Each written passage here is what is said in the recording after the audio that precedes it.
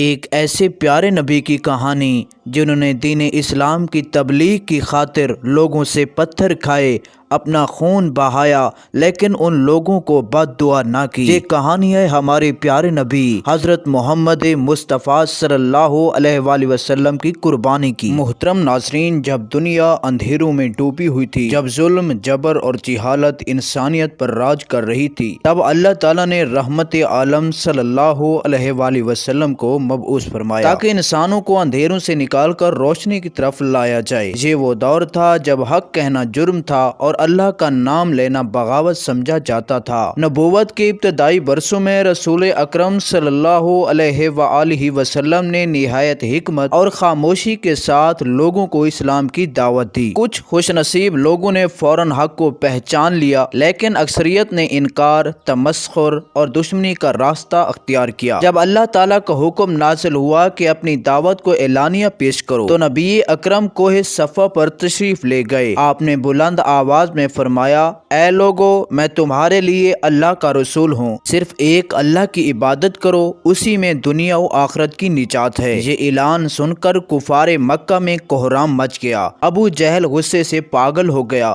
اس نے زمین سے ایک پتھر اٹھایا اور نبی اکرم کی پیشانی پر دے مارا۔ خون بہنے لگا، چہرہ مبارک زخمی ہو گیا، مگر زبان مبارک سے بد دعا کا ایک لفظ بھی نہ نکلا۔ اس کے بعد مشرکین ٹوٹ پڑے، ہر طرف سے پتھر برسنے لگے۔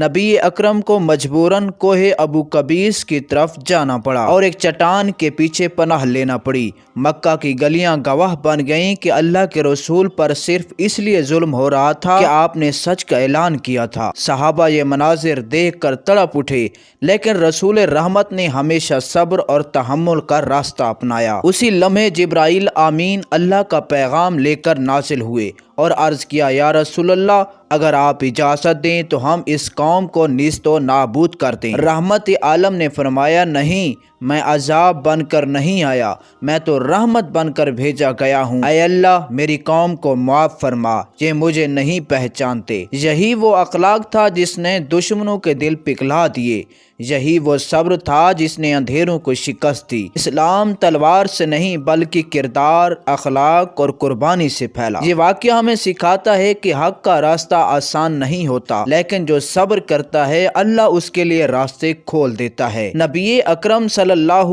علیہ وآلہ وسلم نے ظلم سہ کر بھی بد دعا نہ دی، پتھر کھا کر بھی دعا دی اور انسانیت کو نجات کا راستہ دکھایا۔ آپ صلی اللہ علیہ وآلہ وسلم پر کروڑوں درود و سلام۔ ناظرین، یہ تھی ہماری آج کی ویڈیو۔ اگر یہ ویڈیو پسند ہے تو ہمارے یوٹیوب چینل ایمان ٹیلز کو سبسکرائب کریں اور اس ویڈیو کو آگے شیئر کریں۔ اللہ نگہبان۔